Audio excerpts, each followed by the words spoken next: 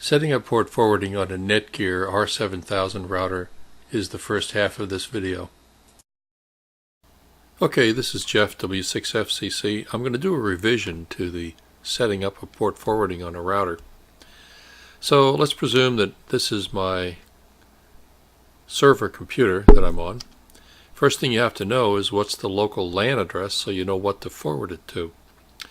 So I'm going to right click on Network Places, and in the Properties area you can probably find your way over to here in the Control Panel, Network and Sharing Center. Take a look at changing adapter settings, and I know that I want to go through this NetGear local area network. So I double click it and I look at the details. It tells me that this particular machine is on 103. I know the beginning parts is my network and we're looking for 103. So we close this up and then we're going to go to the router. So my router happens to be locally internally right here, 172.16.42.1. Yours could be 192.168.1.1 or anything else. I'm going to go to my router, and I know what my username and password is. And so up it comes. Now this is a NetGear Genie front end to my Nighthawk R7000. So it's telling me a lot of stuff's going on here. What I want to do for port forwarding though is to go over here to the advanced settings. So you click on advanced settings and then you click on advanced setup and pick up from there. Now setting this up is pretty easy. If I want to add a service, there's two ways to do it. I can try to add a custom service if I want to down here, or I can just start it off by saying, let me just do an FTP to that 103, just for the heck of it. So I say any incoming port 21 goes to 103. So I add it. And down here I have this, which doesn't look at all like what you want. What I can do is edit this, because this part is correct, the 103.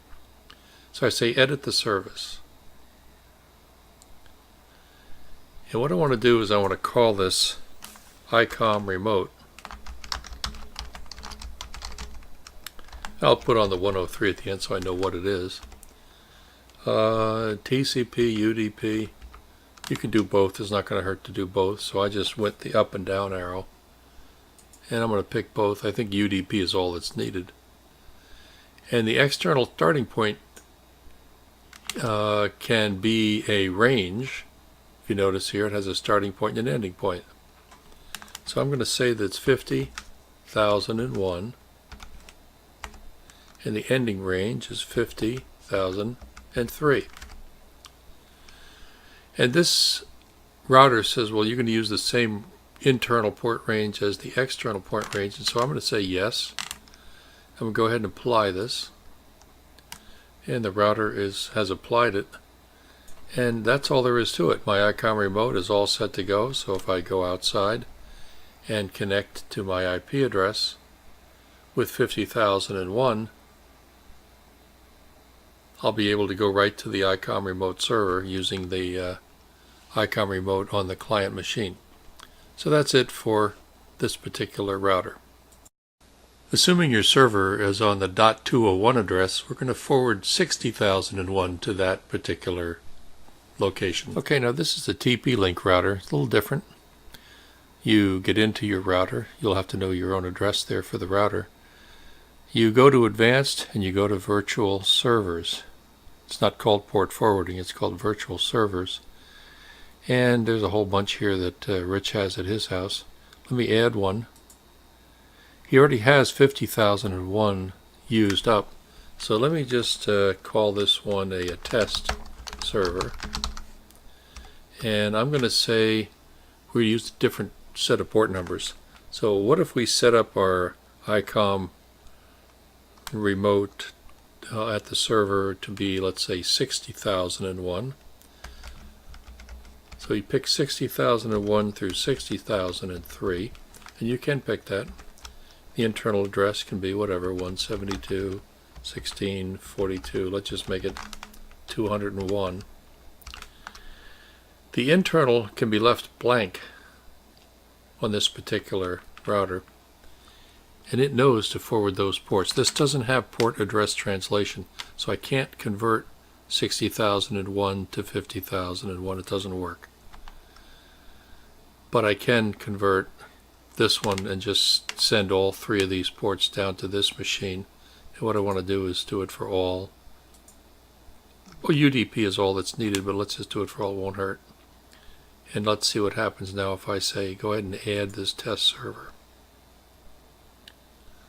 So it added a test server, and it did what we would expect it to do.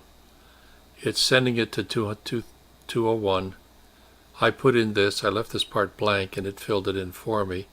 This is the TCP and UDP that it's going to send on to this particular address if a packet comes in on 60,001. Rich already has it set up to 50,001 going to this 157, which is where his server is. But that's basically how you do it on a TP-Link. It's a little different. It's called a virtual server. So I'm going to go ahead and delete that entry that I just made. And now we've done it on two different kinds of routers with two different methods of setting it up. So port forwarding, or virtual server settings, depending on what your router calls it, do basically the same thing. They route packets to your internal ICOM remote server by using the port numbers 50,001 to 50,003.